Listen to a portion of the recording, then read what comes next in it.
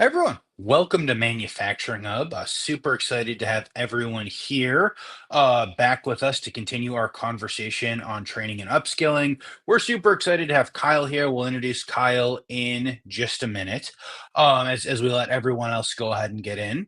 Vlad and I had talked about it in the past, but I do want to let everyone know I think it's 3 weeks from now, Vlad, we will be in Dallas for the Prove It conference. So we're super excited to be there to go talk to everyone. We'll be shooting some content and having lots of fun conversations for everyone. I just learned that it'll be Vlad's first time in Texas. And so I am excited for him and mildly terrified for everyone in the greater Dallas Fort Worth area, which is generally how I feel about most places that Vlad and I go, especially for the first time. But no, so we're going to have a ton of fun. If you guys are going to be there, please let us know. We'll come say hi. Yeah, we'll come say hi. I'm super excited to see what everyone's going to build. I see Vlad in the chat and the comments. So chat and comments are working, which is awesome. But no, we're going to go ahead and do that. We're going to go shoot some content while we're in Dallas. I think that's going to be a lot of fun. And yeah, if you guys are going to be there, make sure you come up and say hi. Make sure that you come let us know. I'm sure I'll have a similar looking orange shirt to this or some other bright color for everyone to be able to go ahead and recognize Vlad and I there. But without further ado, I want to officially welcome everyone to episode 194. If you guys are new here, welcome. If you've been here before, welcome back. We're super excited to have you.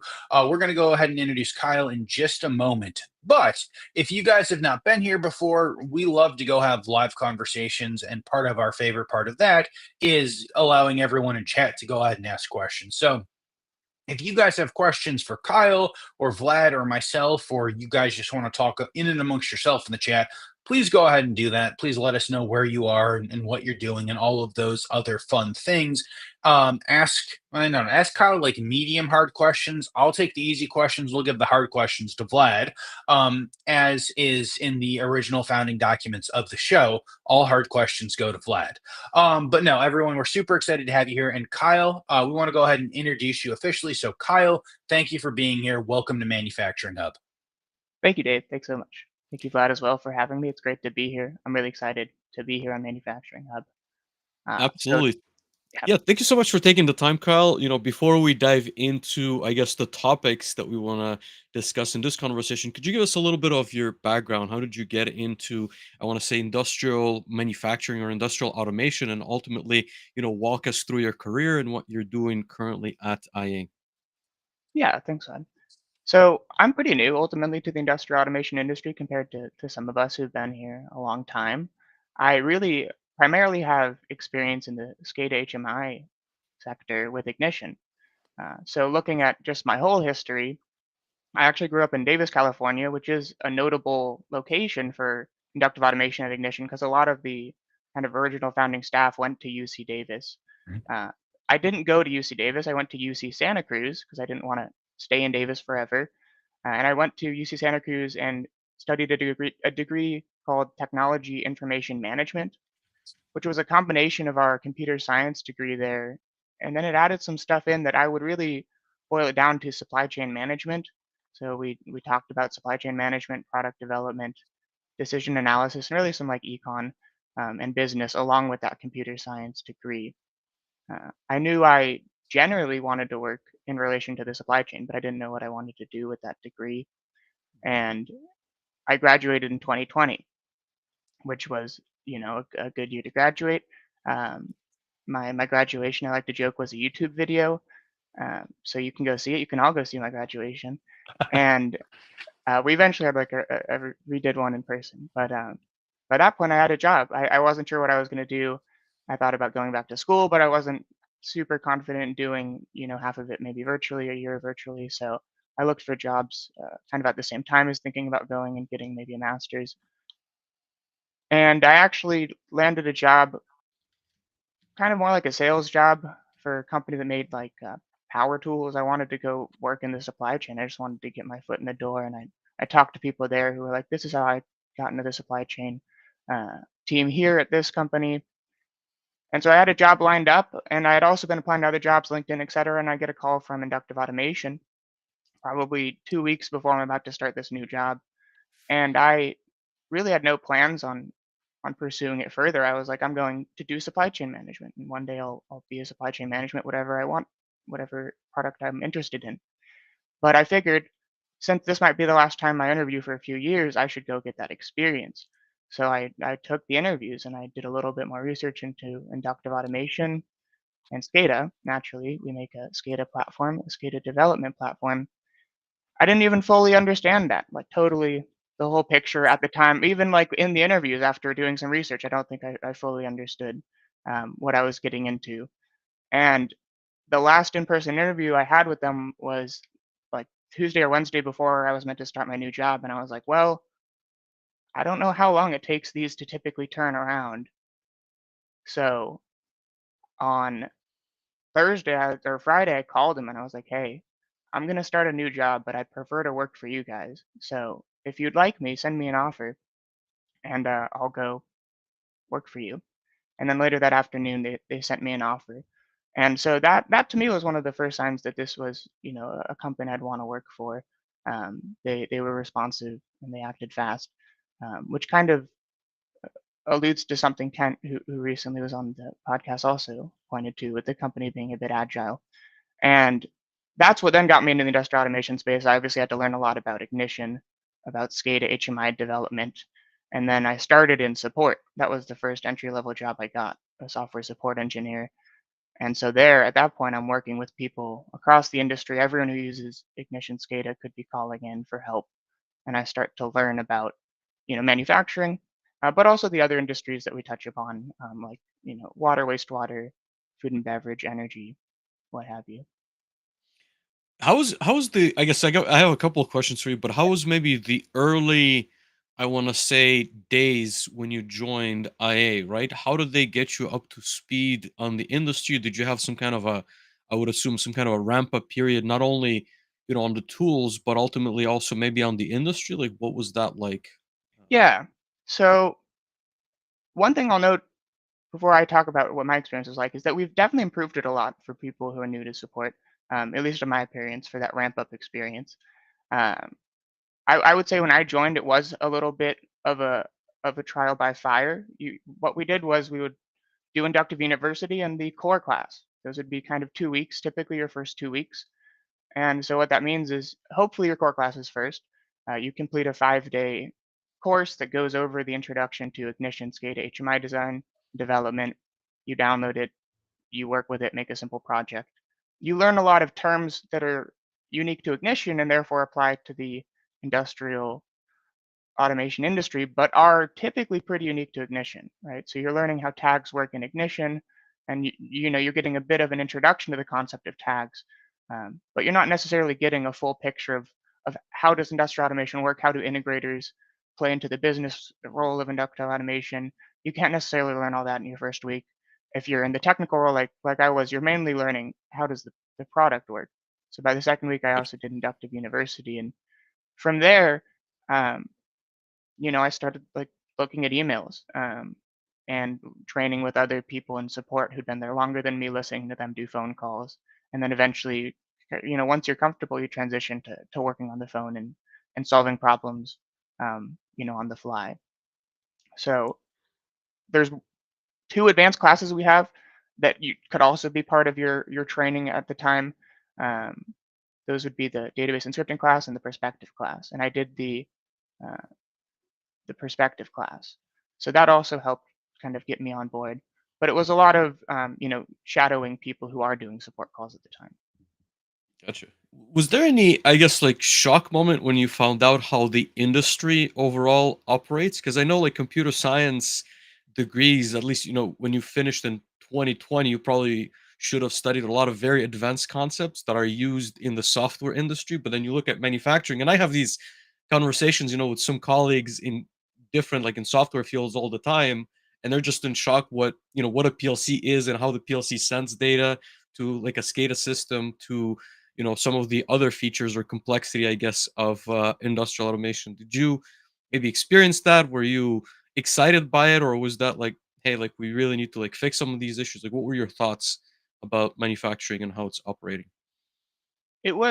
So you get to see a variable level of that. So like, yes, there were shock moments that in a way scared me, because you're like learning that um, safety critical, or like supply chain critical kind of pieces of technology or equipment are kind of being built on what we call like popsicle sticks and glue. And it's not always like the technical person's fault. It's often like at the higher up business level, it's not always prioritized funding time wise. um, but kind of just seeing how casually that everyone deals with it was kind of the shock factor, where you're talking to someone, they're like, oh yeah, this manages all of the XYZ data points for this country's you know whole department or something, and you're just like, and you're using this free database for all that, and they're like, yeah, well, we couldn't get more money for it. I'm like, okay, well, um, that's good to know. And then at other times, you see really, really good teams who have really effective processes, who are pushing the limit with Ignition SCADA and all the other tools that come along with it, and who are, kind of blowing my own knowledge and skills out of the water, and are probably calling in with a pretty serious problem, almost trying to get uh, confirmation or denial that it is an ignition bug or something like that. So yes, you do kind of see that, um, the more popsicle stick side, but there's also a lot of really impressive stuff out there, and it's pretty inspiring, to be, at least it was for me, to be in support. When I was new, I didn't fully appreciate like what I was seeing, and sometimes I'd be confused because people who'd call into support, some of you, I appreciate you, everyone who did this, would like want to talk about what they've done, what they've built. They'd want to, after you fix their problem, they'd be like, hey, do you want to like see what this does for the rest of the project for a minute or two? And a lot of times I'd be like, no, there's like a dozen more people behind you. So no, I don't care about your whatever manufacturing plant. But as I became more experienced, I did care a bit more. And now at this point, I do regret, like, I mean, well, obviously I needed to hit the queue and call people back, but I wish I could have talked to those people a bit more, the ones who were passionate about it and wanted to share it. Yeah, I would say, like on my side, looking back, I guess, on my career a little bit, I think it takes a lot of time and effort to learn the industry and manufacturing. And, especially when you get to touch so many different verticals, right? Because ultimately your solution is being deployed in a lot of different industries. Each industry has different, PLC and HMI layers from which you're pulling data, different architectures to a varying degree, right? Like there's still some similarities, but ultimately there's different acronyms, there's different ways of doing things. So it's a lot to take in. I think sometimes when you're I guess pursuing your degree, you think that you're going to hit the ground running day one, but I think it takes months, sometimes years to like truly understand the field and be able to contribute in a meaningful way, right? I think it's Yeah, important to recognize that time for sure. Dave, definitely will. thoughts? Absolutely. No, I would agree. I would say kind of to Kyle's point is that it's always very interesting to see what other people have built, assuming that there's time and there aren't, dozens of critical calls waiting. It's always interesting to see what people have built, and because we are such a secretive industry, right? Everyone isn't posting screenshots and videos of the things that they've built, so it's interesting to see how 10 people can have a requirements document and we'd have 20 different versions of the same project by the time we're done with the project. So it's always different to see how people's brains are working and kind of where they've pulled this piece from and where they've pulled this piece from, and kind of the combination of one's career. Kyle, you mentioned something interesting about how when you were starting, and it may still be true on the inductive side, is that kind of week one was inductive university, and then week two was a core class, or somewhere very close after that was kind of the bulk of the onboarding. Now, I know several integrators who week one for the majority of the people they hire is also inductive university, and I have sent people to go do that almost immediately as well. I guess we might be jumping ahead a bit, talking about kind of your experience on the training side, but I'd love to know your perspective of, that's the first thing or substantially the first thing someone Yeah. does. Is that a good way to get someone's feet wet, to get them to learn? Um, I guess my other thought is that sometimes going and immediately dumping in into that without some other context, like that might be a little much. So Yeah. I'd love to kind of know your perspective. Is that a great way to do it? Would you go offer maybe a couple of other, pieces of advice or nuggets, or go look at these things and then take Inductive University first? I'd love to know your thoughts on that, kind of looking back at your experience, please. Yeah, exactly, Dave. I think what you were hitting at there at the later end is how we've approached it now. And I think Hmm. it was lessons we've learned from having people do it right at the start. We've now encouraged, or I've heard it's been encouraged, um, to take it a bit more slow, because front loading Inductive University, if you're new to the industry and new to SCADA and HMI design, that will be quite difficult, because Inductive University is effectively almost a 40-hour tutorial library of how you use a development platform. It Hmm. doesn't answer why you use the development platform. And like Hmm. that is, for a lot of like different people, you're using it for very different reasons. You have very different features you want to use, skills you'll need to deploy those. And that'll really almost change what you need to view there. You don't necessarily need to watch all 40 hours of it to get the most out of it. It depends what you're going to be doing. So I do really encourage the kind of self development of looking at something you want to build, finding something you want to build, and then slowly figuring out the terminology, finding the definitions, finding those definitions using the user manual in Inductive University to then learn more about it, get through the basics, and then from there you can typically build the rest yourself and go on to more advanced, forum discussions where you can start to push the limits. Inductive University, for someone who has SCADA, HMI experience, and other similar platforms, is probably a pretty suitable thing to do week one if you already like know generally why you develop HMI screens, why you need alarms, why you need tags to track data points. But if all those terms are new to you, if a tag is something you've never heard of, then Inductive University isn't necessarily going to do it that full broad justice Hmm. of think about it outside of Ignition, because we're focusing on this is how you use the platform. So it's definitely one of the best tools around for learning Ignition. But depending on your experience, it will vary how much you can get out of it in a week one scenario. Yeah, and that's a very important point, right? Because ultimately, again, if you look at the ISA layers, right, the SCADA is not sort of the bottom layer. So I think we all understand in a general sense Hmm. what a sensor is, but even someone who's graduated, with a computer science degree, and to be quite honest, with an electrical engineering bachelor's, I had not known what a PLC was, right? So I think like understanding maybe at the root layer how the SCADA system and why the SCADA system gets that information in order to make decisions is important, right? But at the same time, as the OEM, I don't think you should be able to cover everything from A to Z in manufacturing, right? I think then that course might be a lot longer. So you really need to focus on the platform, and there's probably other maybe places where you could get the information you need on the general manufacturing best practices. So I Yeah. think that makes a lot of sense. If I can ask you, I guess like I guess like how would you supplement that? Is there maybe a resource that you would let engineers kind of maybe go through now, maybe even some certifications or thoughts or maybe trainings before Yeah. they dive in? Like how did you guys modify the training maybe?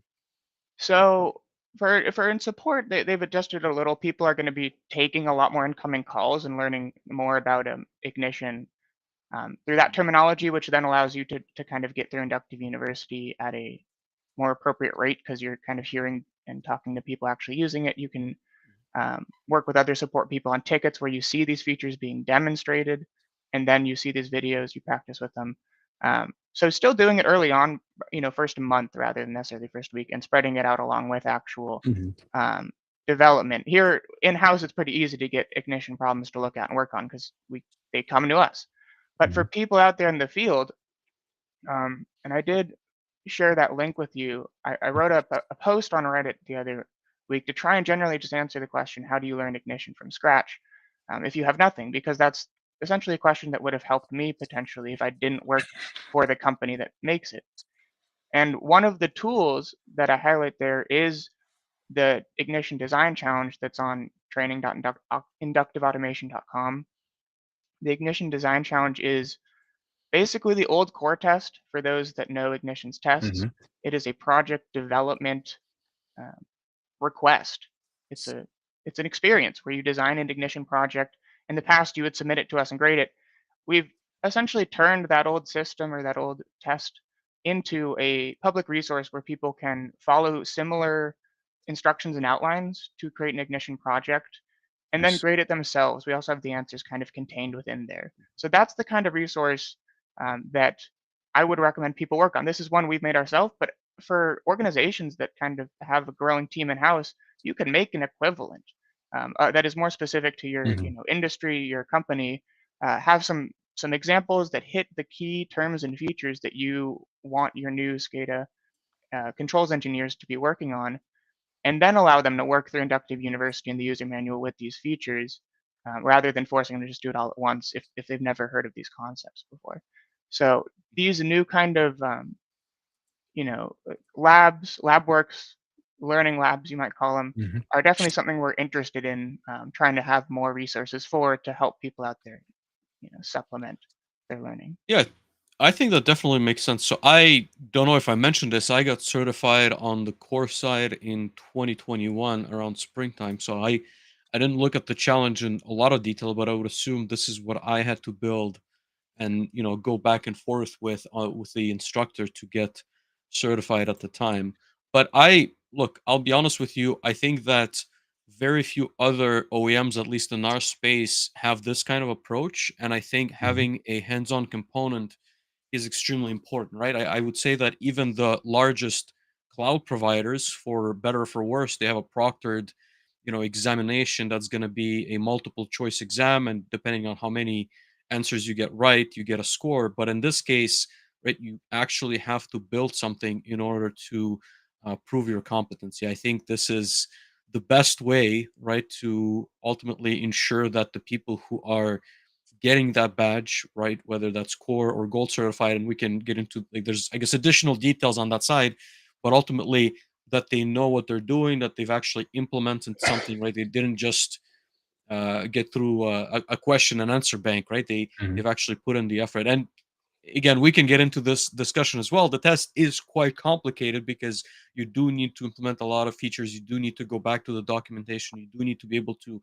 solve challenges that are not trivial, and you need to be Mhm. utilizing different features of ignition in order to be certified. I personally really like that format, and again, just to make the note on the side, I always reference ignition as sort of the gold standard in our industry, and I only hope that it sheds light to some of the other vendors on how testing, certification, and education should be done. So really appreciate all you guys have put together. Definitely. Thank you for that. And I, Yep. I should clarify, we do have a multiple choice test. The core is now Mhm. multiple choice Right. these days. But the advanced test is absolutely project design. We don't really want to change that. We agree that having a project design element of it is necessary. That's the whole point of working with Ignition is you're developing those projects. And yeah, we really like the questions we have for these type of resources and getting them out to people. We really do want more resources for people to work independently. And we hope that, like you said, that more um, competitors and partners follow along with us in that. I would I would say, before I pass maybe the mic to Dave, the other component which you're both of you, I guess, are very familiar with, and I think what ties all of this together is the fact that you can use Ignition on a trial basis without Mhm. needing to, like, purchase any licenses. And again, I've said this multiple times because again, I've had many conversations with different vendors. I'm not going to Mhm. mention any names, but ultimately, I think like giving people access in our industry to a way to experience what it can take, right? Now there's the maker edition that came out a couple of years ago that Mhm. universities can use, hobbyists can use, and for obviously like nonprofit purposes, learn ignition from ground up completely without even resetting the test period. But ultimately, I think you need both of those components, which again, I have these conversations a lot. You need both of those components in place, which is a good education system, but also a software that you can actually trial in order for all of this, I think, to grow the way Ignition has. And maybe, like, I'm curious to hear your thoughts on that side, right? How have you sort of experienced this expansion, and kind of maybe like what makes it so special and so different than some of the other platforms? Um, on the market? No, that's a that's a really good point. And I mean, I've only been here, 4 years total. So I started 1 year support, and I've done 3 teaching now. So I don't necessarily have the whole picture of, when we started Inductive University, what was originally the goal, right? If anything, I don't know that they really expected it to grow this much, right? And goals have morphed since then.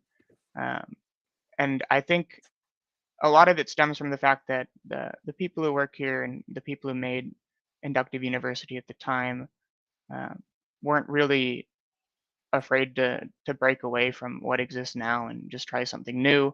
And we were really just focused on the idea of what is going to help at the time, like help the integrators the most. What's going to allow them to interface with this platform? Many of them who have never worked with it before in the most seamless and effective way. Some of them will already have experience using, you know, list whatever SCADA system you want here. So how can we pull them from there into the Ignition ecosystem in a free and accessible way? Mhm. And that tool, as both of you have highlighted, is still very popular and growing, and it's not going to go anywhere because it is really central to the ecosystem and getting people into it. And we internally use it. Almost every, it seems, Ignition user out there also uses it for some level of onboarding, and of course, just references like a user manual. Absolutely. No, I think that that's fantastic. Kyle, I guess I want to ask the question kind of broadly before we dive into some more specifics. You had mentioned the post that you made of how do you teach people Ignition from scratch. So I just kind of wanted to open it up. Are there other kind of key things that you tell people or that we should talk about here on in the conversation beyond what we've talked about? What does it take to become successful learning? Kind of any other items that we should continue our conversation to round out that particular topic. I think it's important. I imagine some people either live right now or in the future would be very upset with us if we didn't ask and kind of have that conversation. So, are there any other kind of like key pieces, core pieces that you take that you see for people to be successful in that? Yeah, definitely, Dave. I think one of the key takeaways to learning and getting into the Ignition ecosystem when you're new is identifying what role you are going to be playing, because it's going to be very different what you need to be learning and what level you're going to need to be learning at if you're going to be doing it alone versus if you're going to be on Mhm. a team that has network support or PLC control side support. So you could be someone who just does like HMI development, and you never really Mhm. touch the hardware, you never really touch the network side, and you get support. If that's true, then don't spend a ton of time, don't spend money um, getting training in those things. Rely on the people at your organization. Learn about resources that are free that they recommend that will help you get up to speed on, what you're going to be interfacing with. But um, focus your studies and specialization on what you're actually going to be working on. And if that means you need to talk to people in the industry you're in and identify those areas, or for specifically Ignition, if you need to identify the best features to learn about. If you're new, you're breaking into it, you want to start working on those projects, then make sure you're actually working on, the things that are relevant and useful for your industry, your role, because it will vary a lot. Some people will need the networking and the SCADA HMI design. Some will only need one. Some will need everything all together at once. So Ignition and SCADA, industrial automation in general, touch on a lot of different disciplines. um, how much you need to know about those disciplines will vary a lot on the support you're going to have. So try and identify that. Even if you don't know it now, what's your ideal goal? What's your ideal role with your ideal team?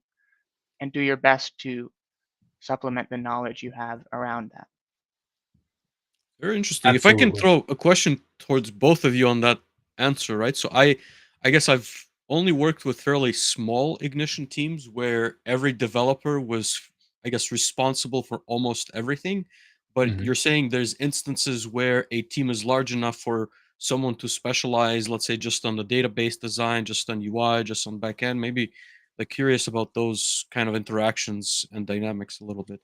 Yeah. No, I've seen a lot of different people, and I agree there's a ton of diversity out there, and there are a lot of people who do it all themselves. If you are that person, you're going to be at those small integrators, then you'll you will end up learning it all. You'll likely be told what you're specializing in, hopefully. if you are going to be the broad, Hmm. knowledge expert, then that's perfectly fine. But it's going to be a lot harder to, uh, use your time effectively when you're learning new things.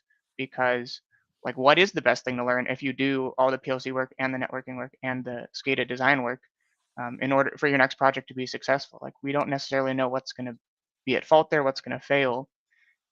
There are companies that, end users typically, that aren't going through integrators anymore, that do come straight to us, and they have massive teams.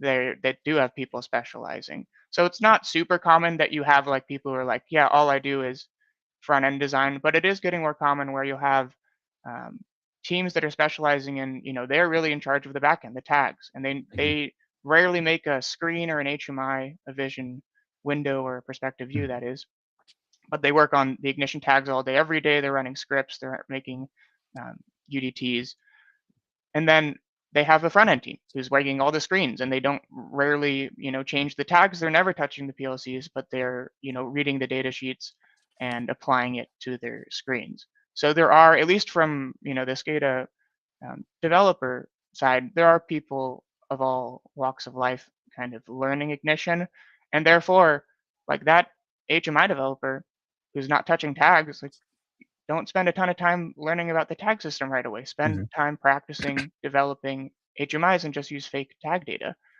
If you're not doing any HMI design, get your hands on some PLC. Glad I know you've talked about this before. Get your hands on some hardware practice. Same with like networking and other disciplines that touch on what you'll be doing. Interesting.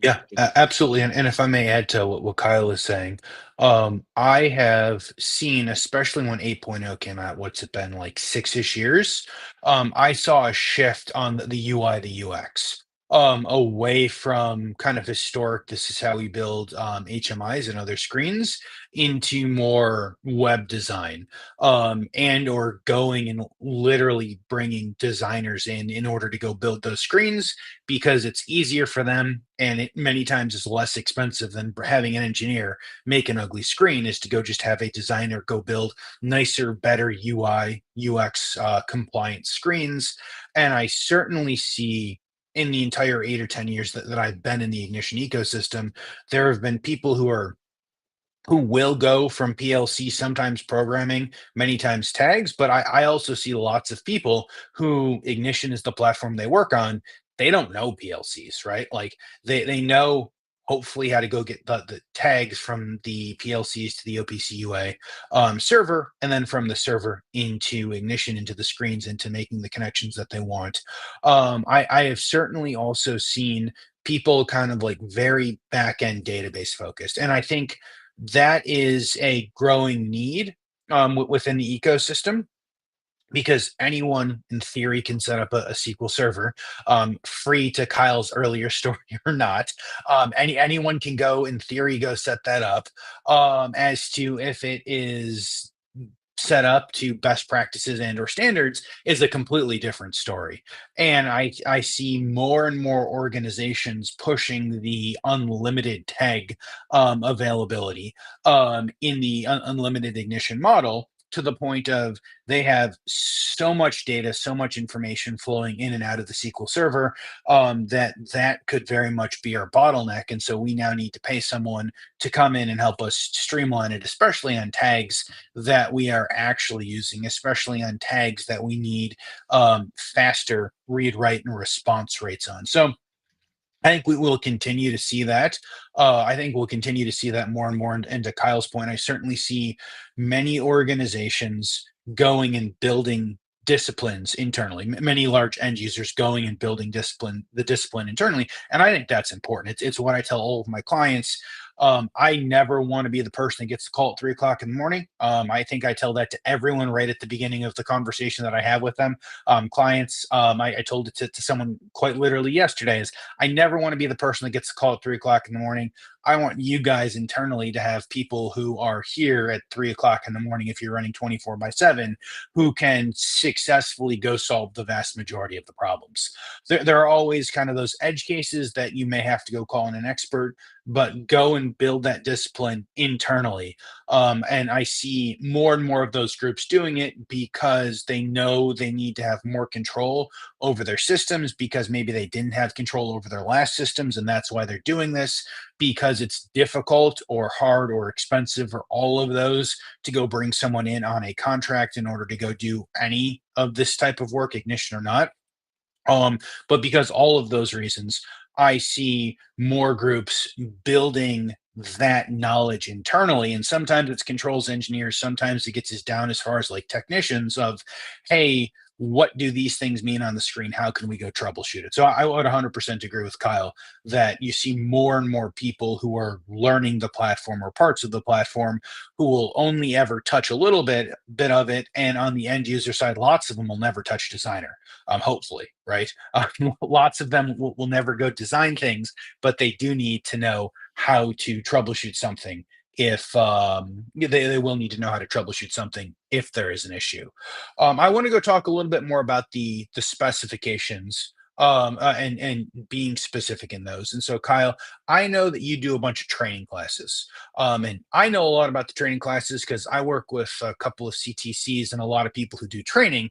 But I'd imagine the majority of our listeners do not know all of the different trainings and kind of the history and the background of the trainings, be it at Folsom with Inductive University or at one of the certified training centers, I think all the way around the world at this point. Can you give a little bit of background on some of those trainings? Yeah, can you give a little bit of background on some of those trainings, what those classes look like? And we can go from there, please. Yeah, definitely. That's a great question. So, history of training wise, things did change a lot with the pandemic. Hmm. So there's almost like a pre-pandemic, post-pandemic when it comes to training, because it was a post-pandemic that we started doing virtual classes. Hmm. So before then, it was in-person classes in Folsom, California, and we also have classes, yeah, somewhat around the world at this point. We have partners, distributors who work with us who are fairly international, and then we also have what we call them nowadays. We switched the name to try and clear things up. Authorized training providers, ATPs, who also further kind of support time zones and locations we don't have Hmm. distributor presence in. So there are technically like 10 organizations around the world that are teaching ignition training classes. And since the pandemic, we now do many virtual. Not everyone does them virtual, but a lot of people do them virtual, a lot of our partners, that is. And the three classes that we're teaching these days are an introductory class called the core class that covers the basic features of ignition. All of our classes are 5 days, Hmm. and they are typically 8 to 5. Friday, we do end 2 hours early. So you end up with about 38 hours of class, and the vast majority of that is direct instruction. And that applies as well to the two advanced classes we have. One of them is a database and scripting class. How do you use Ignition effectively with a SQL database? And how do you use Python scripting to both hit that Hmm. database, interact with it, and also do all of your Ignition stuff? And then we also have a perspective class that came about when 8.0 came out, just to highlight really perspective Hmm. features. I would argue it's kind of like a database and scripting in perspective class. It's not necessarily covering a ton of like CSS, HTML stuff that Hmm. perspective is also known for. It does really highlight how would you build a complex project using perspective this time with your complex scripts and queries. So those three classes are, somewhat varied, spread around the world, taught by different people, but primarily inductive automation, virtually out of the California Pacific time zone or in person Folsom, California, and we're definitely expanding and trying to grow it even further. At this point, we did hire two staff to start teaching on the East Coast time zone because we have many people on the East Coast. We can do it virtually there if we have people working those hours. So that's not a secret. We posted those jobs postings. We have staff who work those hours at this point. They aren't teaching yet, but one day we will be covering that. We've been fortunate enough to have a partner, Fluxware, in Indiana, who has been teaching some ignition classes in person to help out all the people who live over in that time zone. So that's kind of the general history of training classes and kind of what we have now with our three classes. And ideally, there will be a lot more. We'll share that info as it comes to us. What do you typically recommend, right? I would assume that the right approach is not to just sit through 3 weeks worth of training, but probably do the core class and then as you experience, maybe take some of the more advanced. Like, what do you see with some of the companies that come in or some of the students? Again, I'm assuming it depends on context and their background, but curious to see what you typically recommend or see. Yeah, all 3 back to back is maybe a bit much. That's a lot of class because it is like full day classes, a lot of direct instruction follow along, and then lab work at the end. So it's not necessarily uh, like a cushy class day. You're going to be working fairly hard. I wouldn't personally want to do 3 weeks in a row of those classes. So it's good to do two. We recommend, doing a core and potentially following it with an advanced class. That used to be a pretty common thing when they used to be very in person um, before 2020. It would be really common to just do core. A lot of people would stay around and do the advanced databases class the next week. And you just basically maybe do a vacation in California if you view it that way. Um, but these days, I would again recommend doing core and then one of the advanced ones, whichever one is more applicable. That is a viable and useful thing to do if you have that time. That's probably something that'd be more useful for someone who's very new, someone who's not on a bunch of jobs at the moment. Uh, but it's probably useful to do all of them. The order we recommend is the core class, get the basic features, then the database and scripting class. That one's technically still vision oriented, and the core class is a little bit more vision oriented. And so that's kind of why we recommend that order. The perspective class uses databases and scripting as well. So you'll be set up to succeed there if you go in that order. I see people who do that over usually like a few month gaps or breaks in between are usually the people who really, I think, get the most out of it and enjoy it the most. Yeah, I think that definitely makes sense. You mentioned maybe that there could be other classes, right? And I think we all know by this time that 8.3 is being released and is being utilized more and more. So maybe your thoughts on what's coming next training wise, obviously within the constraints of what you can share, or maybe make a note of that being like personal thoughts of what you would like to see within the Yeah, Inductive University. I can talk about some things. So in terms of inductive university and 8.3, like documentation, I'm not necessarily involved with that anymore. We really split our documentation and our training side. So we teach classes, they're making documentation and videos all the time. Like they'll get things out for 8.3, of course. They'll continue updating IU with new features. When we're looking at 8.3, it's important to think about the new features that are coming out, and then also for the training perspective, think about like what are we training people on now? Are these new features like part of the level of learning that we want people to have, or is it potentially above it?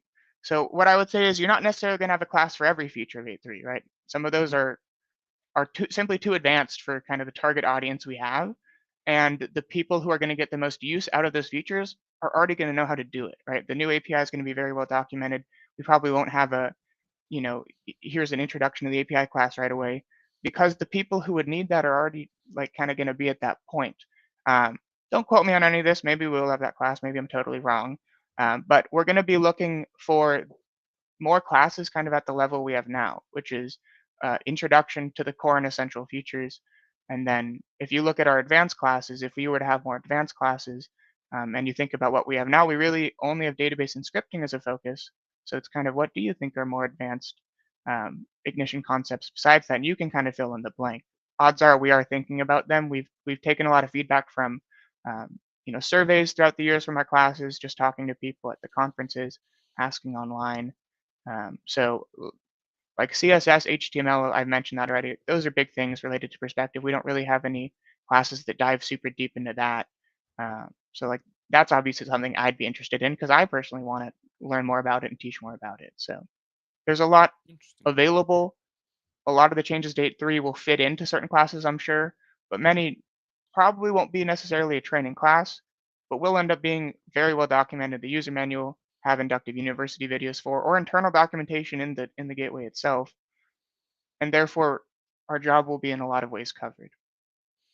I like that. To be honest with you, I always like wrestle with the idea because I train people mostly at the PLC and HMI level, but the idea of there's different, I guess, areas that you should be teaching in different ways, right? So some are better in written form, some are better in video form, some are better, self-paced versus going to be explained by a trainer. So I like the fact that you guys are sort of hitting the multiple areas all at once because again I think we learn differently, but also if I'm looking at like an HMI or like a UX UI design, then I think it makes sense to have a video, right? In the documentation, you can cover certain aspects, but it's not going to be as easy, I would say, to explain as certain pieces of code, maybe, or scripting or databases. So I guess as an engineer as well, I like to have different sources depending on what the learning opportunity is. So I certainly appreciate the way you guys have broken it down. Dave, what are your thoughts? Absolutely, no, I would agree, and I think Kyle had some really good answers.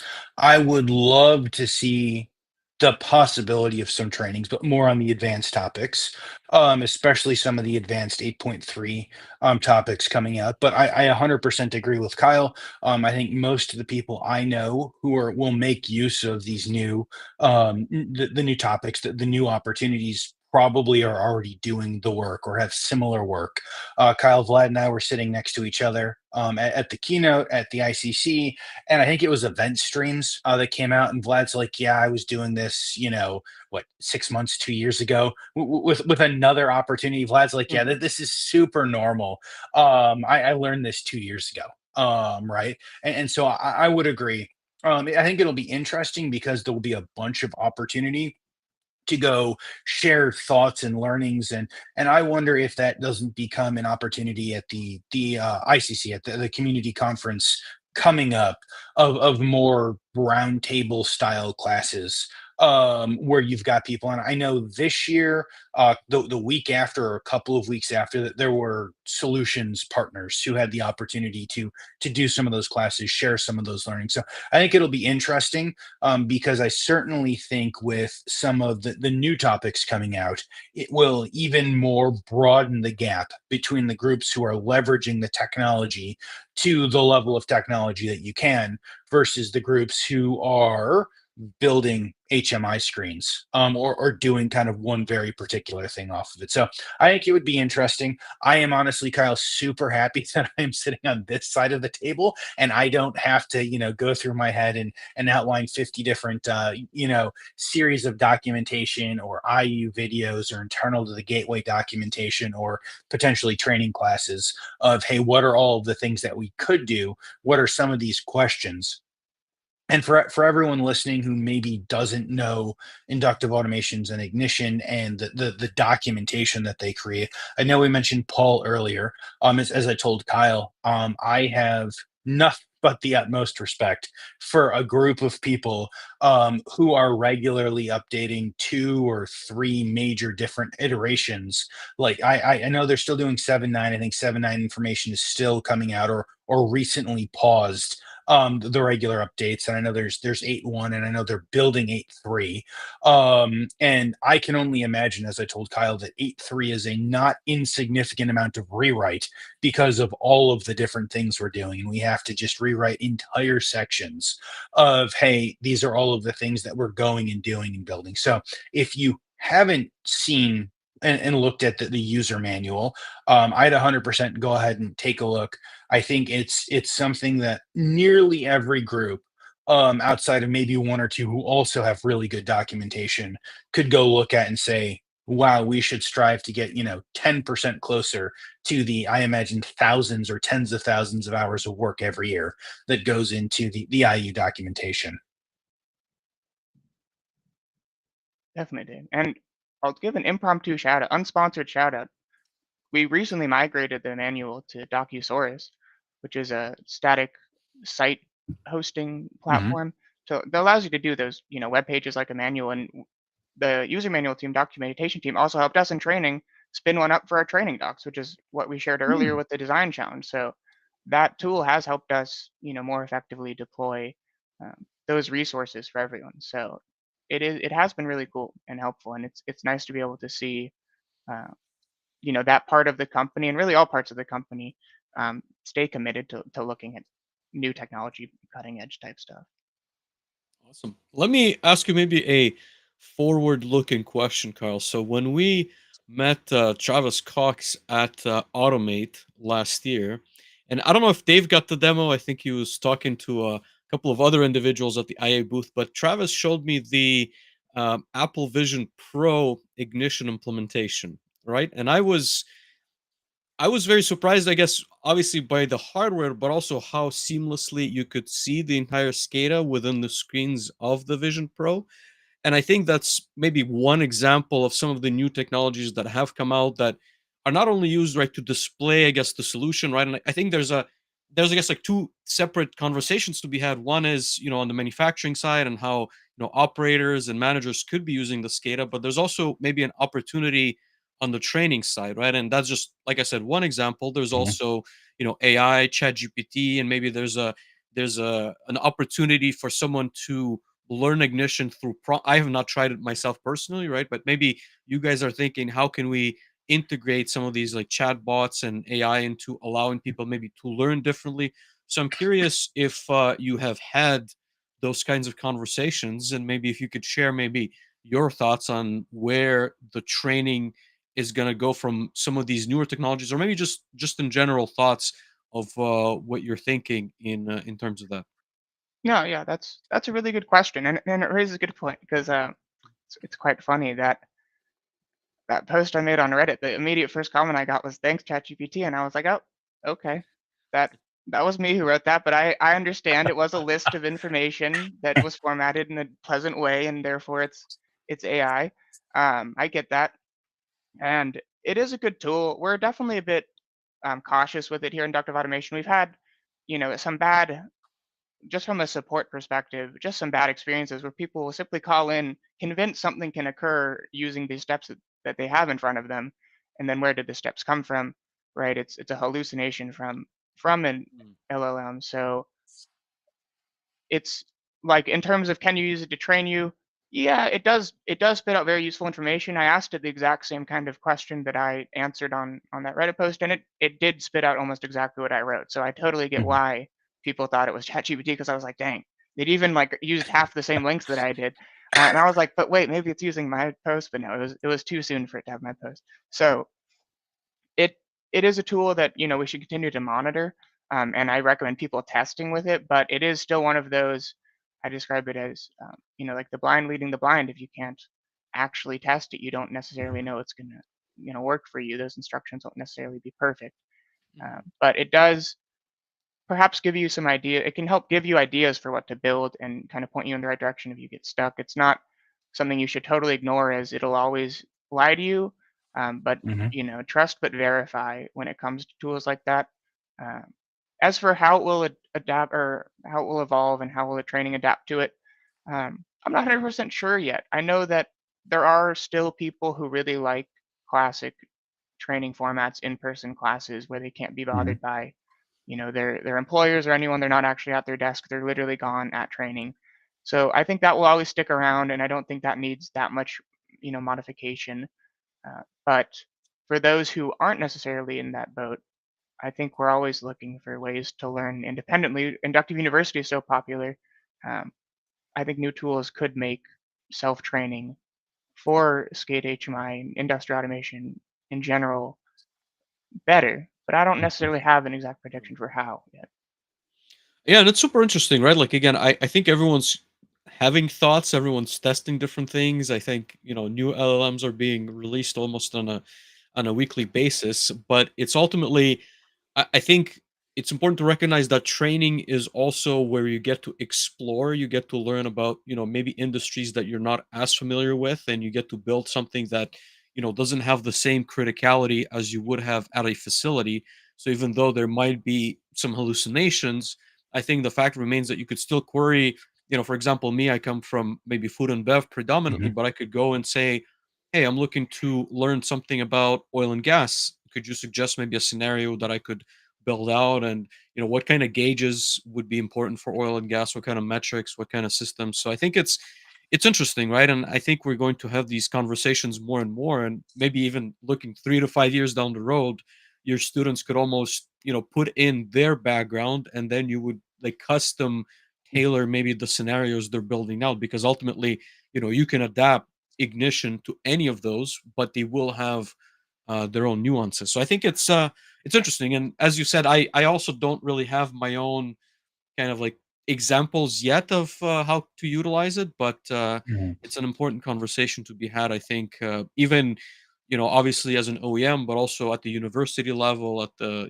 college, what have you. It's I think it's going to change, but it will take time for sure. Absolutely. I think one of the potential interesting applications would be go take a instance at an end user organization or your systems integrator with a whole bunch of applications, and you do everything you can to take the most updated inductive automation user manual, and you go put a bunch of your information in there on the learning side, and you see if you can't use that as tier one and tier two of support or something along those ways. I think that is an interesting application. I think it would be a lot of work. It would probably be very expensive. Outside of someone being like a super technology enthusiast, I'm not sure I particularly see someone spending the time or the money at this point to do it. But I could certainly see something along those lines, or similar to what Kyle was talking about in the beginning on the support side. Is would it be possible to build an internal model to allow us to do some of that basic to moderate support?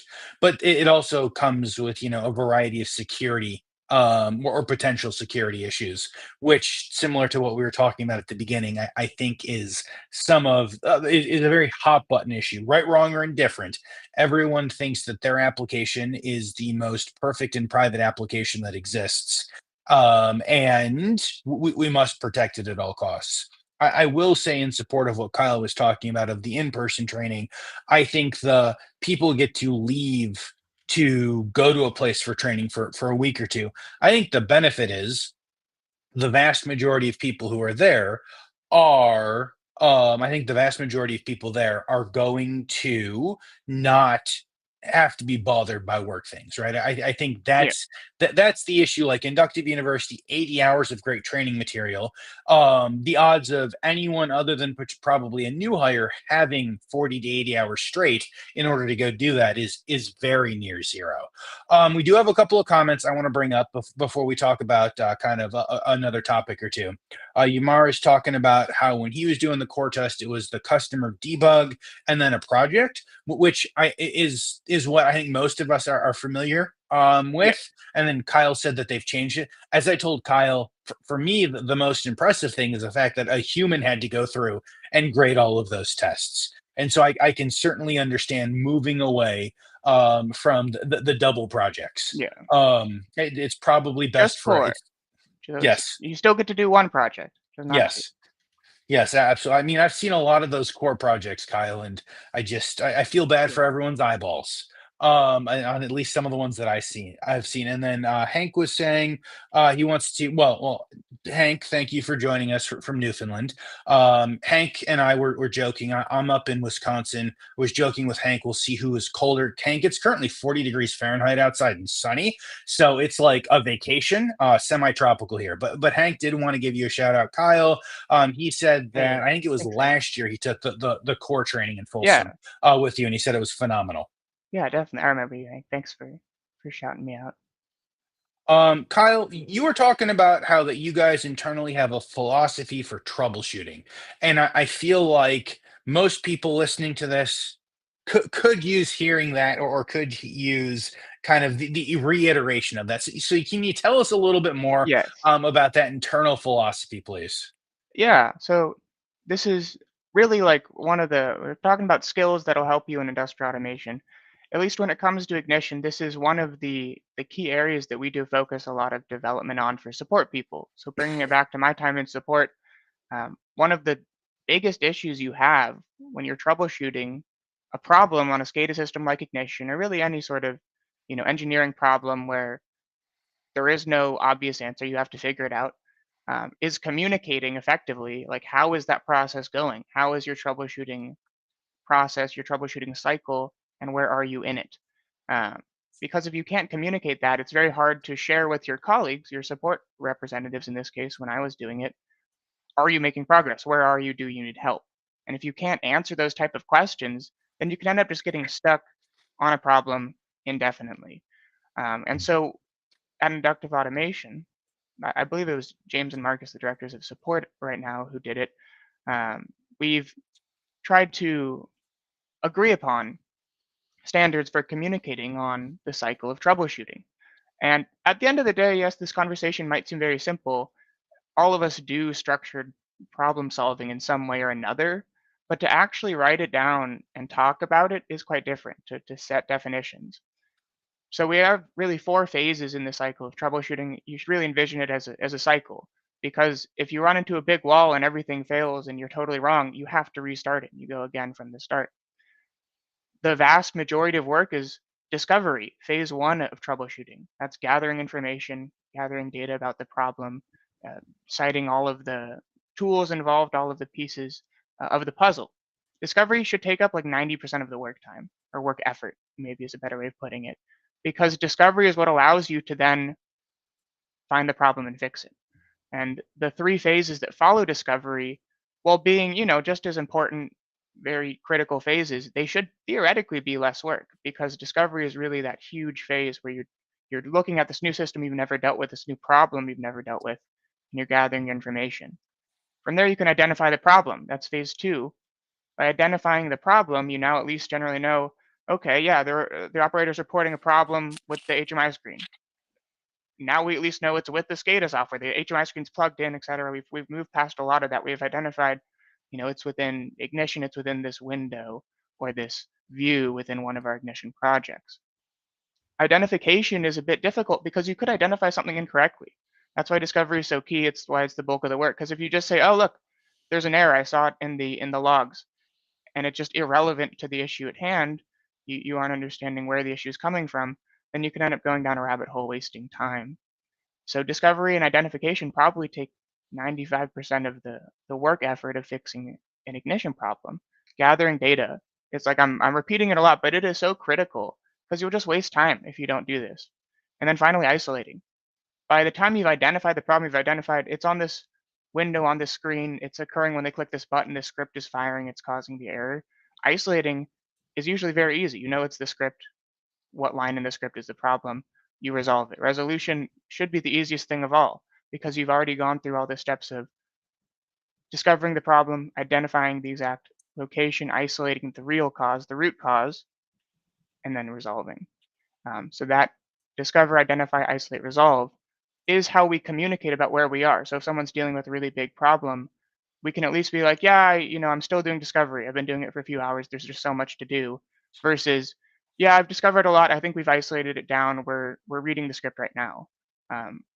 Both of those cases, you haven't fixed the problem, but in one case, you've moved a lot further through the process, and we can maybe trust you're going to get it done soon. Versus maybe you need help if you're still in discovery. So in your own organization, I encourage you to kind of talk with your team about how are we troubleshooting our problems? How should we be talking about it internally? Because if we can standardize how we communicate about it, we can likely fix things faster and share information across maybe shifts if we work 24/7. So that's our kind of troubleshooting cycle philosophy. There was even an ICC presentation about it as well. I want to say 2 years ago by some people in support. Because it is something that we've stuck to and has been very useful for support. At least I think it has. Absolutely. I think, especially those first two steps of discovery and identification and being able to describe what the problem is. If you can tell people what the problem is, it's fairly easy to fix. Getting to the point of a clear problem statement is almost always the biggest issue. And so I think that's great. I'm super happy we're able to go ahead and touch on the topic. Kyle, this has been amazing. As I said, you and I and Vlad have at least 17 hours of conversation that we could have around this topic. But we do want to be a bit cognizant of everyone's time. Kyle, I want to go ask you the last questions that I ask all of our guests. And the first one, as you know, and all of our regular listeners know, is my favorite because I like to have fun with it. We want to go ask you to predict the future. And I want to stay on the kind of the training side and the skill building side. So can you kind of predict the future of what you think that the training and the skill building, whether it be with ignition as a platform or with industrial automation as a whole, looks like, please, in the next, I don't know, 3 to 5 years? Yeah, I think, perhaps interestingly enough, that we're going to see more diffusion of learning and education around industrial automation, SCADA, maybe even ignition, into lower, earlier educational levels, more Mhm. into the earlier college years, freshman years. People are going to be getting their hands on PLCs, like you said, Vlad, in their EE courses, practicing with ignition. Like Personally, Inductive Automation has been partnering and growing their kind of university relationships to get ignition into classrooms. And I think it's going to go even beyond that, just like how back in the day, right, computers came into classrooms so we could learn how to type, and then Chromebooks so we could learn how to cite sources. Uh, One day it would be really cool. This is maybe more of a hope than a prediction that you can have like maker type studios just as equivalent to a wood shop in say a high school classroom where people could be building and working with electrical engineering concepts at those earlier education levels. And I do think there is a push, at least a little bit, from our industry to do that. I know that some of the team in the Automation Ladies podcast, they've talked about an organization they work with to try and get kids PLCs to work with and electrical engineering concepts in front of them. So I think that training wise, it'll in a way become easier because overall, hopefully socially, people will be a little more in tune with automation, robotics in general as it becomes more available everywhere. Absolutely. I think we all agree that that would be a positive. That would be positive.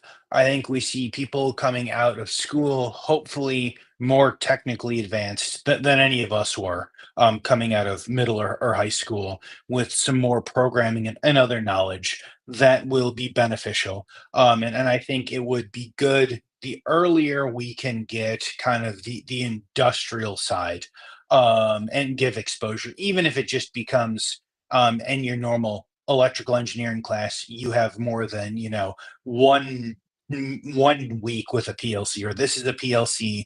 Most of you will probably never see it. Something to that effect. I think Vlad, you said you had one class, and like a little bit of that one class was like an introductory to PLCs, as to if you touched them or not. Is that what I'm remembering?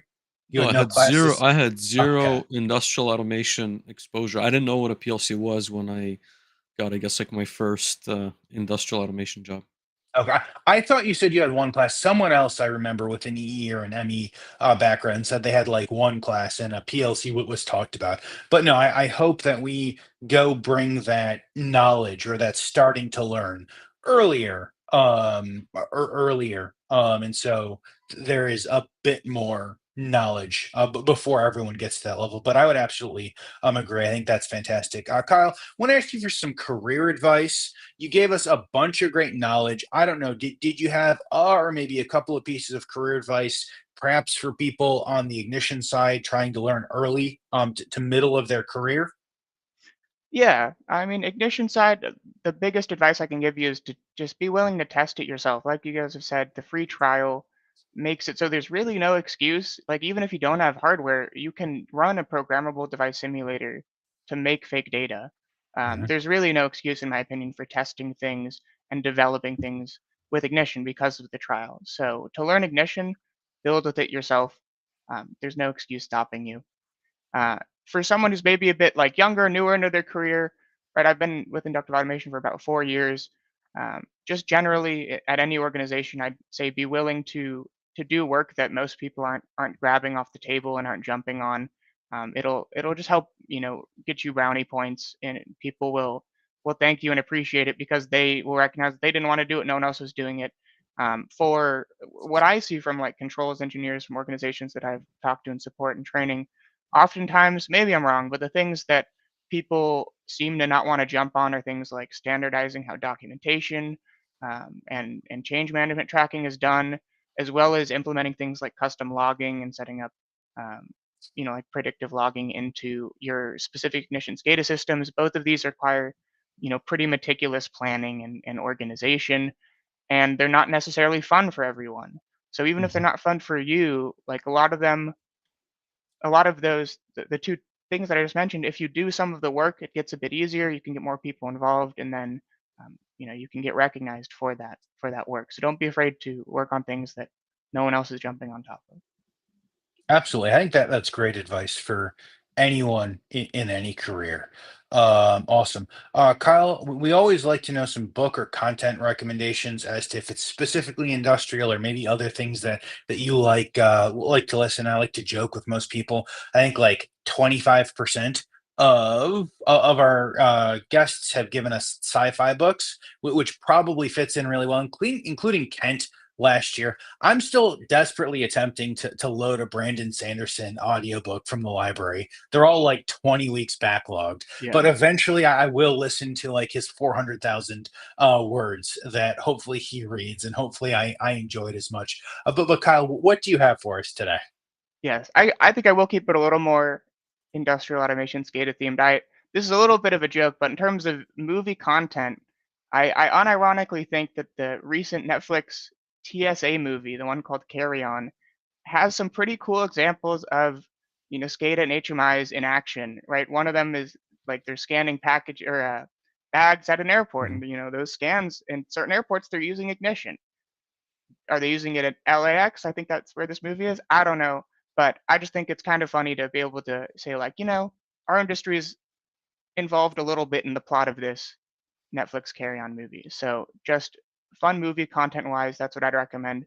Book wise, I don't know if anyone's recommended this. I know that you've got a lot of inductive uh, people who've come on, so some of our books would overlap. We have some books internally that people recommend to each other, but one I've recently found at the California State Fair, actually, they had an author section, and I ran into a California author, Larry Mandelberg, who wrote, "Businesses don't fail; they commit suicide," Hmm. which caught the eye. And so I was like, well, he probably knows marketing a bit. And really, what it It's a is he bold went, title. yeah, he It's a really went bold and title. interviewed a lot of kind of mid-sized, smaller businesses around the Mhm. states typically, and talk to business leaders about what worked and what didn't, what's driving their success, what led to some failures. And what I found useful as someone who's a bit on the more technical side is it kind of brought me back to some things I kind of casually touched in college, which is highlighting some of the more human and organizational elements of uh, building a business, highlighting things like your mission and value statements, and talking a bit about examples where those actually really did matter, and they're not just a page you read once when you're new or something like that. And what I liked are the examples that he's getting from actual interviews of mid-sized companies. It applies a lot to me because inductive automation, we're about mid-sized now. We're definitely experiencing some of the like growing type pains that are discussed in the book. Absolutely. So, yeah. No, interesting. I think both of those topics are interesting. Absolutely. Kyle, this has been awesome. Last question for you is how can our listeners help? Who should reach out? If you guys are watching on LinkedIn, we have tagged Kyle, so you guys can go ahead and connect with Kyle, but who should reach out? What type of conversations are you looking to have? Kind of very much your open platform for how can the listeners help you? What do you want to talk about? Yeah, thank you so much, Dave and Vlad. Generally, I don't need much help. I get a lot of help from the inductive automation community already. People love talking about ignition and sharing, so we do get a lot of feedback already.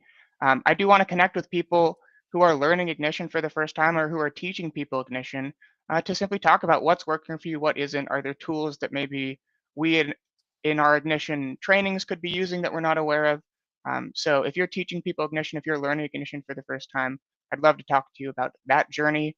Other than that, if you're taking training courses or tests or whatever, and you get any sort of survey, even if it's not inductive automation, do fill those out. Those typically do matter. That's what we take a lot of our um, future plans from is what are people giving us in those class surveys?